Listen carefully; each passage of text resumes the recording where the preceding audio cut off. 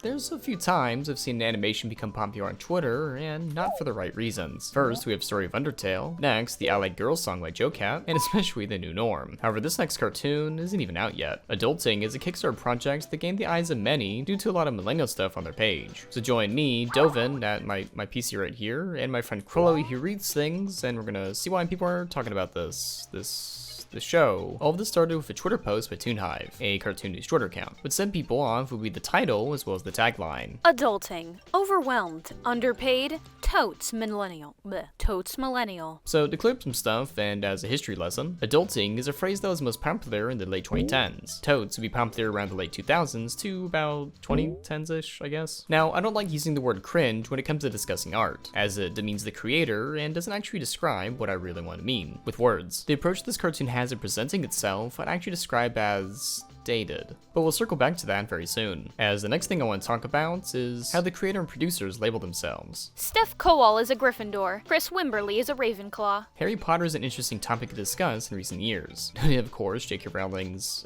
interesting tweets, I would say. It sort of bleeds into the separating the art versus artist kind of thing. Not that the creators would support her transphobic rhetoric. Rather, it's something you don't want to cause a divide for just because it's something you once did in 2010s. You know, tell people what house you got in the Harry Potter children's book series. There used to be like a bunch of quizzes about this. In fact, the annual King's Cross Hogsworth announcements didn't even happen in 2024. Perhaps it would be best to move on from the books and enjoy something new. And we can go back when the author stops tweeting about her transphobia. Woof. I mean, bunny noise, because I'm a bunny, I guess. There are also a lot of quote tweets about how people support indie animation until it's something they don't like. Animation Twitter acting like big babies again. Don't forget, real people work on this, and they can definitely see the insults and horrible things you're saying. You say you want to support indie animation, but you throw a fit at this. Yes, as a lot of people were rude and mean to the production on Twitter, though mainly as people hyper-focusing on the Harry Potter stuff as well as the millennial part. Personally, the show's concept and art style look very fun. At its core, it's something I could see working and would be fun to see made to completion. However, upon looking at the Kickstarter, I'm weary of the future of this idea. So let's dive into the Kickstarter page. To get it out of the way, there are two shows already named Adulting, so if you want a better SEO, I would probably name it something more easily searchable. Even Close Enough went through a few title changes before laying on that name. But looking past that, what's the show about? You know, what's the show about? Adulting is a comedy animated series that follows the story of two absurdly codependent sisters as they try to find themselves in a world where every other fucking person over 30 seems to have their shit together. In their 10 minutes and 28-second pitch video, we got to see a short call exchange between the two main characters, Kenzie and Izzy King. It is worth noting that Kenzie moved out to Toronto and LA in order to work with a TV and film composer, while Izzy stayed back in Canada. This actually comes from the real life experiences and the show's creators, Steph Kowal. This is to note that this is actually Steph's first writing credits. Checking IMDb, we mainly see the music side of her life. Perhaps she has written on other projects as an uncredited person, but what usually helps selling an expensive project like this is prior works. While her not being a 2D or 3D artist doesn't necessarily hinder her ability to make an animated show, it is just an uphill battle at the start. Often writer-only creators have A, long history in the industry, B, are celebrities, or C, live-action directors previously. Case in point for the Ghost of Molly McGee, as well as Mission Hill. Though it is important to mention that comedy writer Rachel Van Ness is also on the writing team. Via Kickstarter updates, they detail her work at Wisecrack and Pencilmation, as well as other projects. So I can say we do have a frame of reference for how the pilot could go, and that is nice to see. What's interesting to me about this whole thing is about how much it sounds like something that would have come out in 2013, besides them mentioning the Harry Potter stuff, of course. In the Kickstarter pitch as well as the page, there's a big emphasis that the main character is a woman, and we'd love to see that. More creators from different walks of life should have the chance to create new works and see themselves in the audience and the main character. Though when I read what they said, it feels more like something that would be said in a pitch meeting rather than a Kickstarter page. Furthermore, it feels a bit outdated considering the current landscape of adult animation. Women in adult animation have been primarily limited to being portrayed as wives, love interests, or basic supporting characters to their male leads. And even though Adulting is a chaotic comedy where nothing ever seems to go right, it leans heavily into the deeper message of normalizing women in comedy without playing into the stereotype of being overtly sexual for shock humor or centered on finding romances for our main characters to feel complete. When I mentioned that this pitch feels like something from 2013, this right here is what I meant. While it was desolate for a long while, we've recently had a lot of women lead protagonists in shows. Harley Quinn, Inside Job, Yellow Crystal Fantasy, Toucan and Birdie, Bird Girl, Praise Petey, Disenchantment, Hazbin Hotel, Velma, the second best hospital in the galaxy, Carol and the End of the World, even being Puppy Cat to name a few. Oh, and who could forget the most viewed indie pilots as they're writing this video? You know, the Amazing Digital Circus. Though the team continues on the next part. We're proud to announce our dedication to having women make up at least 70% of our entire production team for adulting. This is also a good thing, as a lot of the shows I mentioned before are still somewhat male-dominated in writing. But including these specifically in the Kickstarter pitch gives fodder to those looking for cheap ways to make fun of or pick at the show. High Guardian Spice was a Crunchyroll production that had an all-female writing staff as well as a trans-male creator, Ray Rodriguez. Upon promotion of the show, Crunchyroll made a video letting you know these facts. This would go over terribly as people thought the show was focusing on that rather than the premise or plots of the show itself. When I interviewed someone from the show, they said the team never approved of this video, and they really did not want it to release. So at the time, the team really didn't have a lot to show for what they were working on, and Crunchyroll sort of forced their hand on this. So for the first part about the lead protagonist being a woman, it isn't as good a selling point as the team itself being 70% women. And so I would have focused more on that aspect of the show to make it stand out more amongst the prior cartoons I mentioned before. So if I were to change anything about this Kickstarter, what would I do?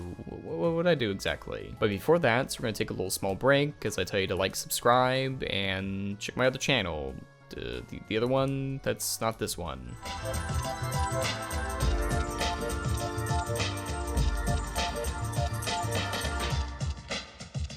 Wait, are you dressed like a reindeer? Yes, got it on Amazon. Okay, but why are...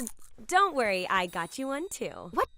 No, At its core, this show seems fun. The premise of a 30-something Canadian woman moving to LA seemed very interesting. While the art style feels like a show from Netflix or Hulu than a traditional indie cartoon, I can see an audience for it. But changing the name as well as the tagline is a must. Hard for SEO on Google, but also to avoid unsanitary words being thrown at it. There was a time when millennials ruled TV, everything from Broad City, Workaholics, and even The Big Bang Theory. So pitching a millennial show in the age of Gen Z is going to be a tough sell, especially with everyone being a lot meaner on the internet recently. Though there is a point to mention that the show Close Enough is about millennials, but the way in which the trailers depicted it as early on was mainly about a new family trying to get around in this crazy wacky world. And of course, JG Quinto created a regular show, so people who grew up watching it have something new to watch, something new to try. And on one of the topics I touched about before, I'd probably get out the first parts when it comes to the main character being a woman. This isn't 2013, it's 2024. We love our girl failures in adult animated shows, and we have for a while. This isn't the selling point it used to be. The second part would be fine to keep in, as that talks more about the team and who's going to be on it. In fact, the team is working with women in animation in order to maintain their vision, which is cool to hear. Also, of course, trimming down the pitch video, as 10 minutes and 28 seconds is a bit long for what the show is trying to be about. This isn't like a sci-fi epic or fantasy thing. Well, these are small changes. At the show's core, I'm unsure if something like this can work as an indie production. Often with successful indie Kickstarter pilots or shows, there's already an audience for that production or creator. For Meat Canyon's Monster Lab, they're pretty well known in the space, so raising money was pretty easy to achieve. Or even recently with Letterboxd Comics, having a dedicated fan base, it was inevitable that the pilots would get funded. Actually, it went very well over WoW. Not for nothing, but maybe it was like bad timing from Adulting's end, because like they're earning a lot more money. Like maybe they're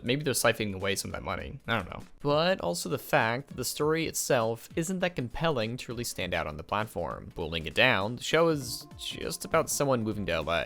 When I mentioned before that the show looks like something from Netflix or Hulu, that wasn't a diss, as this show looks cute. Rather, it's not the typical style when we think of an indie animation. Perhaps if this was an already established cartoon or comic series, I can foresee it doing better, but I'm unsure if it'll reach its goal. I don't have any ill will towards those working on the project, nor do I think anything about it is inherently or destructively bad. I just think it is something that would be a hard sell for a general audience to really get attached to, unless it was already on a streaming service or from an established creator. But to see what other people were saying about it, I asked my audience what they thought about the show.